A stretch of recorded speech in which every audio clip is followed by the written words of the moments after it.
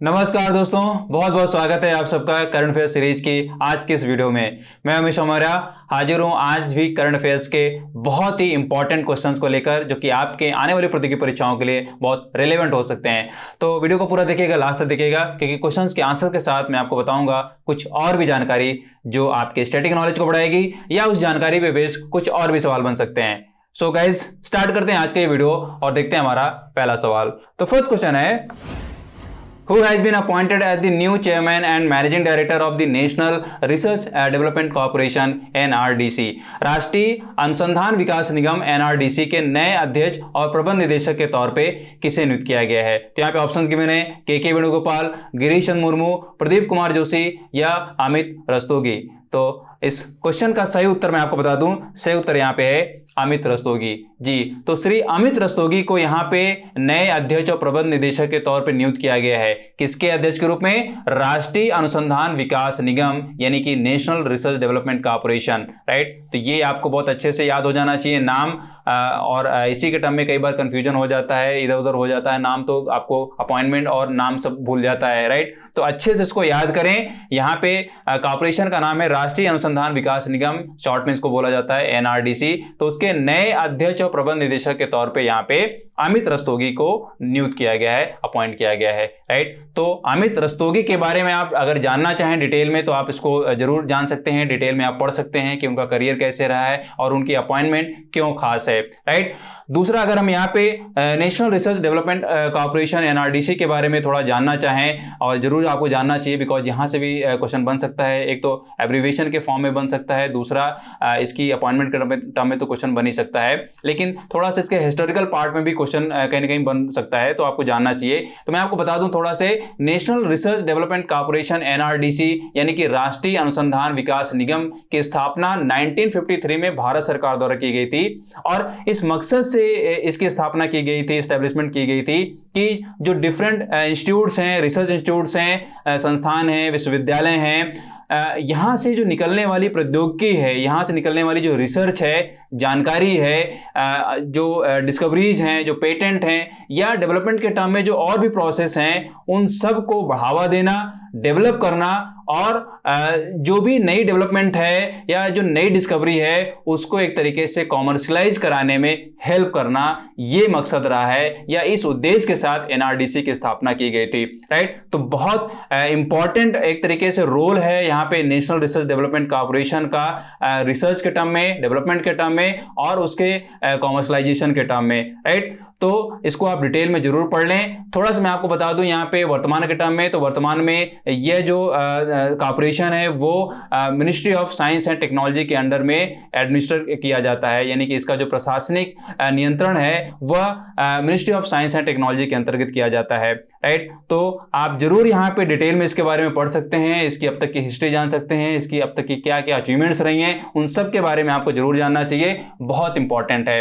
तो जरूर आपको यहाँ पे नाम बहुत अच्छे से याद हो जाना चाहिए, अमित रस्तोगी अध्यक्ष और प्रबंध निदेशक के तौर पे NRDC के नियुक्त किए गए हैं, राइट। अगर हम यहाँ पे अदर ऑप्शंस की बात करें, के वेणुगोपाल, गिरीश चंद्र मुर्मू, प्रदीप कुमार जोशी, तो ये भी आपको पता होना चाहिए। के वेणुगोपाल जो है वो प्रेजेंट में अटॉर्नी जनरल ऑफ इंडिया हैं। वहीं गिरीश चंद्र मुर्मू की बात करें तो गिरीश चंद्र मुर्मू भारत के प्रेजेंट में कैग हैं। वहीं अगर हम प्रदीप कुमार जोशी की बात करें तो प्रदीप कुमार जोशी जो हैं UPSC के अध्यक्ष के तौर पे काम कर रहे हैं। तो बहुत इंपॉर्टेंट अपॉइंटमेंट्स हैं, पोजीशंस हैं, इनके टर्म में क्वेश्चन बनते रहे हैं और आगे भी जरूर बनेंगे। आप इन सब चीजों को अच्छे से डिटेल में पढ़ लें, याद कर लें। नाउ देखते हैं next question. World renowned Kung Fu nuns have won UNESCO prize for martial art education. From which order of Buddhism Kung Fu nuns belong? विश्व प्रसिद्ध कुंग फू नन ने मार्शल आर्ट शिक्षा के लिए यूनेस्को पुरस्कार जीता है। कुंग फू नन बौद्ध धर्म के किस समिति से संबंधित हैं? तो यहाँ पे ऑप्शंस गिवन है, आप ऑप्शंस देख सकते हैं, पढ़ सकते हैं, समझ सकते हैं, अगर आपको याद हो पाए। मैं आपको यहाँ पे डायरेक्टली आंसर बता देता हूं। आंसर यहाँ पे है द्रुक्पा समिति, यानी कि द्रुक्पा ऑर्डर जी। तो बौद्ध जो बुद्धिज्म है, बुद्धिज्म के अंदर बहुत सारे ऑर्डर्स हैं या उसके बहुत सारे प्रकार हैं, तो उन्हीं में से द्रुक्पा ऑर्डर है या द्रुक्पा समिति है जहां से या जिससे कुंग फू नन बिलोंग करती हैं। जी हाँ, मैंने आपको बोला करती हैं, इसका मतलब यहाँ पे हम बौद्ध भिक्षुणियों की बात कर रहे हैं। जैसे बौद्ध भिक्षु जो है वो मेल बुद्धिज्म मॉन्क को प्रदर्शित करता है या उनके लिए ये नाम यूज किया जाता है, लेकिन उसी तरीके से महिलाओं के लिए अगर महिला बौद्ध भिक्षु बन रही हैं तो उनको बौद्ध भिक्षु नहीं बोला जाता है, उनको बोला जाता है बौद्ध भिक्षुणियां, राइट। तो यहाँ पे जो नन वर्ड यूज किया गया है वो भिक्षुणियों के टर्म में ही यूज किया गया है। तो यहाँ पे ये एक बहुत इंपॉर्टेंट ऑर्डर है, बिकॉज इनका अभी तक का जो एफर्ट रहा है वो एफर्ट ये रहा है कि जो यंग गर्ल्स हैं उनको मार्शल आर्ट सिखाया जाए या उनको मार्शल आर्ट सिखा के उनको एम्पावर किया जा सके, ताकि वो अपने आप को डिफेंड कर पाएं, अपने अंदर एक नया कॉन्फिडेंस ले पाएं, या इसी कॉन्फिडेंस के तहत वो अपनी कम्युनिटी में एक नए लीडरशिप के तौर पे या नए लीडरशिप के रोल को अदा कर पाएं। तो बहुत इंपॉर्टेंट है इनका रोल यंग गर्ल्स को एक तरीके से मोटिवेट करने के लिए, उनके अंदर नया कॉन्फिडेंस लाने के लिए और खास तौर पे उनको मार्शल आर्ट सिखाने के लिए, राइट। तो इसी को रिकॉग्नाइज करने के लिए, इसी एफर्ट को रिकॉग्नाइज करने के लिए यहाँ पे यूनेस्को ने इनको मार्शल आर्ट एजुकेशन में प्राइज दिया है। तो बहुत इंपॉर्टेंट है, आप यहाँ पे जितने भी ऑर्डर्स गिवन है, बौद्ध ऑर्डर्स गिवन, इनके बारे में डिटेल में पढ़ सकते हैं। दूसरा, यहाँ पे UNESCO prize for martial art education दिया गया है कुंग फू नन को, उसको भी स्पेशली आप ढंग से पढ़ सकते हैं, डिटेल में जान सकते हैं, राइट। नाउ देखते हैं next question. Which state government has announced implementation of मुख्यमंत्री राशन आपके द्वार योजना इन स्टेट? किस राज्य सरकार ने राज्य में मुख्यमंत्री राशन आपके द्वार योजना को लागू करने की घोषणा की है? तो यहाँ पे ऑप्शंस गिवन है मध्य प्रदेश, उत्तर प्रदेश, राजस्थान या बिहार। तो सही उत्तर आप जान लें, सही उत्तर यहाँ पे है मध्य प्रदेश। जी, तो मध्य प्रदेश गवर्नमेंट ने ये अनाउंस किया है कि वो मुख्यमंत्री राशन आपके द्वार योजना लागू करने जा रही है, और ये बताया जा रहा है कि शायद ये अगले मंथ से यानी कि नवंबर से इस योजना को स्टार्ट कर दिया जाए। तो काफी एम्बिशियस और अच्छी योजना है एमपी गवर्नमेंट के थ्रू। तो इस योजना का मकसद ये है कि इस योजना के तहत उन गांवों में वाहनों से राशन पहुंचाया जाएगा जहां कोई उचित मूल्य की दुकानें उपलब्ध नहीं है या उचित मूल्य पे राशन उपलब्ध कराने वाली दुकानें वहां पे नहीं हैं, तो उन गांवों तक वाहनों से राशन को पहुंचाया जा सके। खास बात इस योजना में ये है कि ये इस योजना के तहत दिव्यांगजन और वरिष्ठ नागरिकों को उनके घरों तक राशन पहुंचाया जाएगा, ताकि उनको हर महीने राशन लेने के लिए वेंडर के पास दौड़ना ना पड़े या जद्दोजहद ना करने पड़े, राइट। तो अपने आप में बहुत इंपॉर्टेंट है इस गवर्नमेंट के थ्रू ये जो योजना लागू की गई है, बिकॉज इससे एक तरीके से करप्शन का भी कहीं ना कहीं जो एक तरीके से बोला जाता है कि वेंडर्स के थ्रू काफी करप्शन कर लिया जाता है, काफी अनाज दबा लिया जाता है। तो ये सारी बातें शायद इस योजना के तहत ना सुनने को मिले, लेकिन उम्मीद ये करते हैं कि इसमें जो खास बात रखी गई है कि जो दिव्यांगजन हैं और जो वरिष्ठ नागरिक हैं उनको जरूर इस योजना से फायदा पहुंचने वाला है। डिटेल में आप मुख्यमंत्री राशन आपके द्वार योजना को डिटेल में आप जरूर पढ़ें, इसके इंपॉर्टेंट पॉइंट्स को आप जरूर पढ़ें, कहीं ना कहीं इसको पूछा जा सकता है। खासतौर पे अगर आप एमपी से बिलोंग करते हैं और एमपी के एग्जाम्स दे रहे हैं तो उसके लिए तो आप इसको डीपली स्टडी जरूर करें, राइट। नाउ देखते हैं नेक्स्ट क्वेश्चन।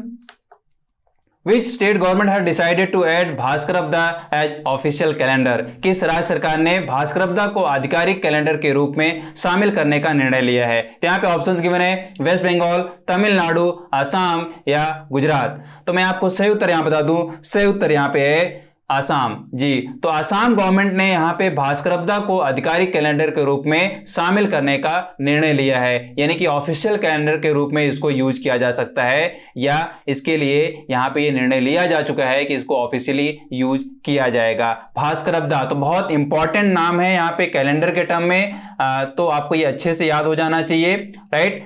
नाम क्या है? भास्करबदा। और किस गवर्नमेंट ने इसको एक्सेप्ट किया है? यहाँ पे आसाम गवर्नमेंट ने इसको एक्सेप्ट किया है। बिकॉज मैं आपको बताऊं कि भास्करबदा जो है वो असम का लोकल कैलेंडर है, लेकिन अपने आप में बहुत ही एक तरीके से रिकॉग्नाइज्ड और मान्यता प्राप्त ये कैलेंडर है। बिकॉज इसमें कहीं ना कहीं जो कॉन्सेप्ट रखा गया है वो शक कैलेंडर से ही मैच करता है। आपको मालूम होना चाहिए कि शक कैलेंडर जो है वो इंडियन नेशनल कैलेंडर है, यानी कि नेशनल गवर्नमेंट के थ्रू उसको अडॉप्ट किया गया है, इंडियन नेशनल गवर्नमेंट के थ्रू उसको अडॉप्ट किया गया है, उसको यूज किया जाता है, राइट। तो आप इसको भास्करबदा को शक कैलेंडर के तौर पे ही देख सकते हैं, मतलब उसके अलॉन्ग में ही देख सकते हैं, राइट। तो थोड़ा सा मैं आपको और बता देता हूं इस कैलेंडर के बारे में। ये जो कैलेंडर है, इस कैलेंडर में जो गणना है या इस कैलेंडर की जो शुरुआत है, या यूं कह लें कि भास्करबदा कैलेंडर की जो शुरुआत है, वो भास्कर वर्मन एक राजा थे जो कि कामरूप साम्राज्य के शासक थे। और इस कैलेंडर की जो शुरुआत है वो इनके स्वर्गारोहण की तिथि से ही माना जाता है, यानी कि भास्कर वर्मन को कामरूप साम्राज्य के शासक का जब ताज पहनाया गया था तब से इस कैलेंडर को माना जाता है, या तब से इस कैलेंडर की तिथि को स्टार्ट किया जाता है, राइट। और अगर हम इस मतलब कि अगर हम यहाँ पे भास्कर वर्मन की बात करें या इनको किसी बड़े राजा के समकालीन देखने की कोशिश करें तो ये उत्तर भारत के महान शासक हर्षवर्धन के समकालीन थे, या उनके एक तरीके से राजनीतिक सहयोगी के तौर पे ये काम कर रहे थे उस टाइम पे, राइट। तो अपने आप में बहुत इंपॉर्टेंट है यहाँ पे भास्करबदा। और भास्करबदा जो रिलेटेड है, जिस राजा से रिलेटेड है, वो है भास्कर वर्मन जो कि कामरूप साम्राज्य के शासक थे। तो ये 2-3 पॉइंट हैं, आपको अच्छे से याद हो जाना चाहिए। बहुत डिटेल में अगर आप इसको पढ़ना चाहें तो जरूर पढ़ें, बिकॉज इंपॉर्टेंट है, यहां पे क्वेश्चन बन सकता है। दूसरा, अब यहाँ पे क्वेश्चन उठता है कि भास्करबदा जो है वो वर्ल्ड लेवल पे जो ग्रेगोरियन कैलेंडर यूज किया जाता है उससे किस तरीके से डिफरेंट है, या किस तरीके का डिफरेंस ये रखता है। तो मैं आपको बता दूं कि जो ग्रेगोरियन कैलेंडर है वो आपको मालूम ही है कि वहां पे जो दिन की शुरुआत होती है वो 12 बजे 1 सेकंड की मध्य रात्रि से शुरू हो जाता है, मतलब कि जो अगला दिन होता है वो 12 बजे 1 सेकंड की मध्य रात्रि से उसको शुरू मान लिया जाता है। लेकिन भास्करबदा में जो दिन की शुरुआत मानी जाती है वो सूर्योदय के समय से मानी जाती है, यानी कि 24 घंटे का जो टाइम पीरियड कैलकुलेट किया जाता है किसी एक दिन का, वो सूर्योदय से स्टार्ट होता है और सूर्योदय पे खत्म होता है जी। तो यही डिफरेंस है यहाँ पे भास्करबदा और ग्रेगोरियन कैलेंडर में। दूसरा, अगर हम इसको एस्ट्रोनॉमिकल पॉइंट ऑफ व्यू से देखें कि किस तरीके का डिफरेंस यहाँ पे एस्ट्रोनॉमिकल पॉइंट ऑफ व्यू से देखा जाता है, तो ग्रेगोरियन कैलेंडर जो है वो सोलर साइकिल पर बेस्ड होता है जी। तो सोलर साइकिल पे बेस्ड ग्रेगोरियन कैलेंडर होता है, वहीं पे भास्करबदा और शक जो कैलेंडर है वो सोलर साइकिल को यूज करता ही करता है, साथ में वो ल्यूनर साइकिल को भी कंसीडर करता है, राइट। तो इस तरीके से ये इंपॉर्टेंस बहुत हो जाता है यहाँ पे। ये डिफरेंस जो मैंने आपको बताया, डिफरेंस आप अच्छे से याद कर लें, इसकी इंपॉर्टेंस बहुत है यहाँ पे, भास्करबदा की भी, शक की भी और ग्रेगोरियन की तो है ही, राइट। तो इनके इंडिविजुअल पॉइंट्स को आप जरूर डिटेल में पढ़ सकते हैं, याद कर सकते हैं, दिमाग में रख सकते हैं, एग्जाम में इस तरीके से क्वेश्चन बन सकते हैं। एक क्वेश्चन और ये भी बन सकता है कि भास्करबदा जो है वो ग्रेगोरियन कैलेंडर से कितने साल आगे या पीछे है। तो मैं आपको बता दूं कि भास्करबदा और ग्रेगोरियन कैलेंडर के बीच लगभग 500, लगभग क्या एग्जैक्टली 593 ईयर्स का गैप है, राइट। तो आप इस टाइम पीरियड को भी अच्छे से याद कर लें। और साथ में जैसे मैंने आपको बताया कि जो शक कैलेंडर है उसको भी आप अच्छे से डिटेल में पढ़ लें, उसके इंपॉर्टेंट पॉइंट्स को पढ़ लें कि शक जो कैलेंडर है वो कब स्टार्ट किया गया था, किस राजा की मतलब टाइम पीरियड से उसको स्टार्ट किया गया था, उसकी एक्चुअल तिथि क्या है, कितना गैप है, ये सारी की सारी चीजें कई बार क्वेश्चन पूछा जा चुका है। आप इसको डिटेल में जरूर पढ़ें, तभी आपको क्वेश्चन यहाँ पे सॉल्व करने में कॉन्फिडेंस आएगा, मतलब कि इससे रिलेटेड, कैलेंडर से रिलेटेड जो भी क्वेश्चन बनेंगे आप उसको सॉल्व कर पाएंगे। नाउ देखते हैं next question. Who has authored a book sir Syed Ahmed Khan reason religion and nation. Sir Syed Ahmed Khan reason religion and nation पुस्तक किसने लिखी है। तो यहाँ पे ऑप्शंस गिवन है, अनामिका, प्रोफेसर सैफी किदवई, नंद किशोर आचार्य या चित्रा मुदगल। तो सही उत्तर मैं आपको बता दूं, यहाँ पे सही उत्तर यहाँ पे है प्रोफेसर सैफी किदवई जी। तो नाम आपको बहुत अच्छे से याद हो जाना चाहिए। राइटर के तौर पे प्रोफेसर सैफी किदवई जो है बहुत इंपॉर्टेंट नाम है।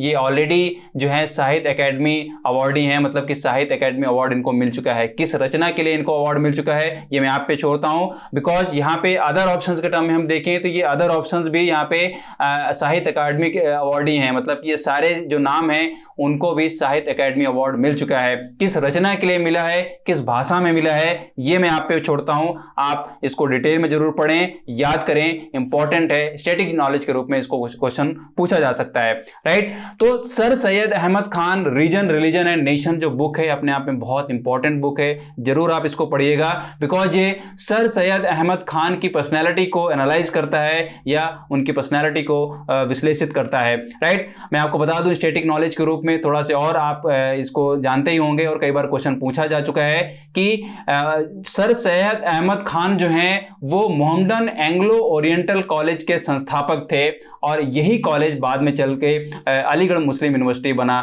या अलीगढ़ मुस्लिम यूनिवर्सिटी के रूप में विकसित हुआ। राइट, तो बहुत इंपॉर्टेंट है यहाँ पे सर सैयद अहमद खान की पर्सनैलिटी या उस पर्सनैलिटी में कितने डायमेंशंस थे उसको जानना। तो आप जरूर ये बुक को पढ़िएगा, आपको कहीं ना कहीं एक हिस्ट्री की भी अच्छी नॉलेज इसमें देखने को मिल सकती है, या उस टाइम पीरियड पे शिक्षा का स्तर किस तरीके से रहा है और उस टाइम पीरियड में एक तरीके से खास कम्युनिटी का क्या रोल रहा है, या उस कम्युनिटी में शिक्षा का स्तर क्या रहा है, या उस स्तर को सुधारने में सर सैयद अहमद खान का रोल क्या रहा है। तो बहुत इंपॉर्टेंट है, आप इसको पढ़िएगा जरूर और इंपॉर्टेंट पॉइंट्स को आप जानिएगा।